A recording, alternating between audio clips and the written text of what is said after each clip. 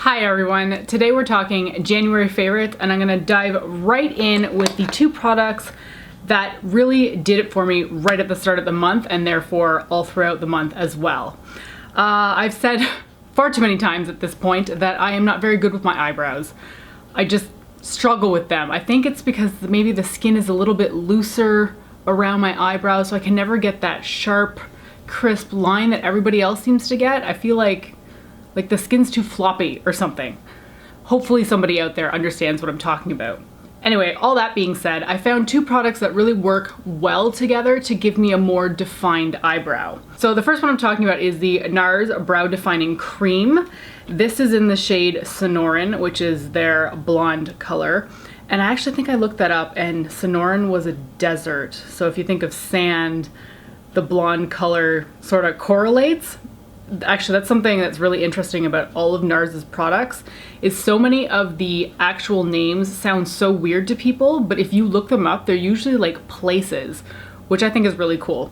Anyway, this brow defining cream is quite pale. The tone is very, very blonde.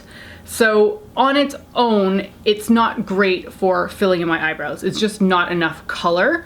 So what I end up doing is I lay this down as a base, get the shape that I'm looking for, and then I go in with the Art Deco eyebrow pencil, and this is the shade 6, which is actually, I think, gray brown. This is a pretty basic pencil, to be honest. It's one of those ones that you have to sharpen, which I'm not usually a fan of. But the tone in this is really, really good. And I feel like this layers really well on top of the NARS brow cream because each on their own, I don't quite love them enough, but together they're like the perfect pair. So I get more of a outline for my brows with the NARS one, and then I get more defined little hairs, if I can draw them in, with the Art Deco brow pencil. So I recently filmed my MAC lipstick collection video. I did a swatch try-on video, I think it was just last week. And in going through that video and doing all those swatches, I just realized how much I've missed my MAC lipsticks. I've been using so many other brands that I kind of, they got pushed by the wayside. So it was really nice to go back, use them all, and then I just started like wearing them constantly. I pulled out two shades that have been my favorite. The first one is a limited edition one, so it's gonna drive some people nuts. But this was part of the Toledo collection, and it's the shade Barbecue. It's an orange, mostly an orange, but there is some red to it. This is so freaking beautiful. It was released in the Toledo collection, and then they re-released it, I think 6 months later in another collection. If you ever get the chance to get Barbecue, pick it up. It is stunning, and I don't really have anything that's close to it in my collection. I feel like it's a really unique shade.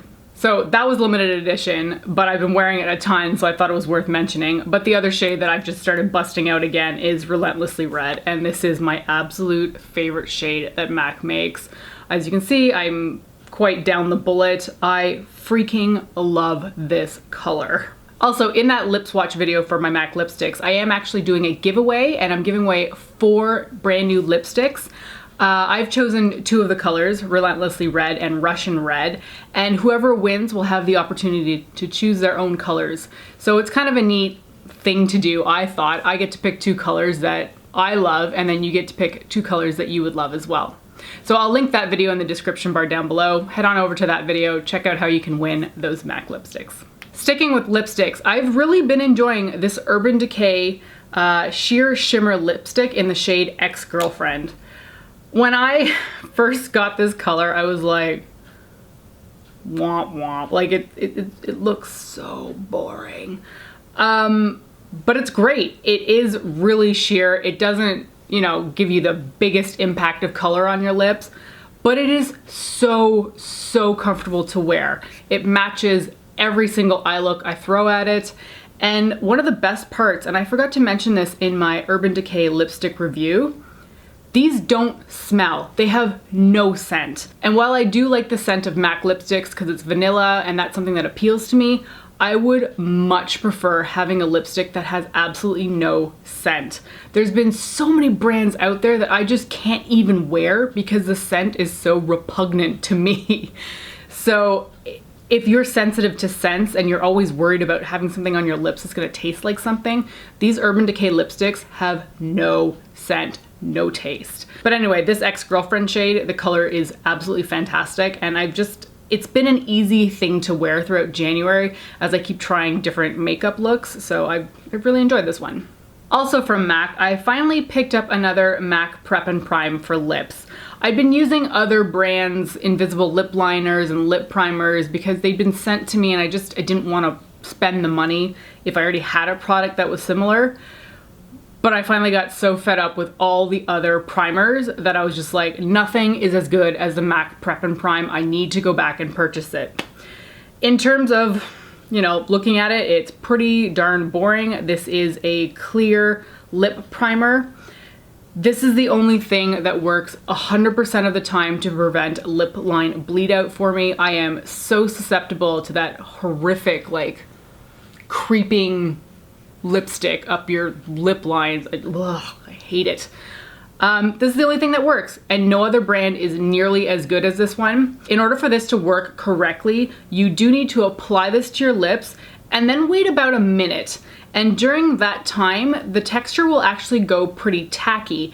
And not that it is glue, but it sort of behaves like glue. So after it's gone tacky, you apply your lip color and it just stays. It stays put and it gets locked in, and nothing beats MAC Prep and Prime for lips. Nothing.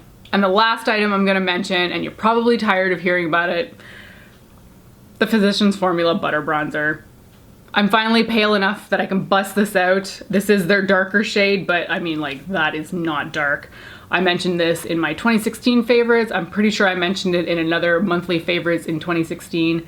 This is amazing. It is a phenomenal bronzer. It looks beautiful every single time I put on it. It is flawless. It blends perfectly.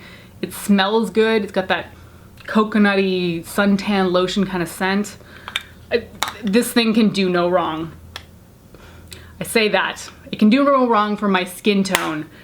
Physicians Formula does not cater to anyone other than my skin tone, which is horrible. So sadly, I don't know why they're not interested in providing multiple shades. It's really frustrating. We've talked about this before. I don't need to keep rehashing it. But if you are around a MAC NW15, NW20, or the NC version of it, this is going to be absolutely fantastic for you as a bronzer. All right, so that's gonna be it for my January favorites. I hope you've had a good month, and I will talk to you next time. Bye.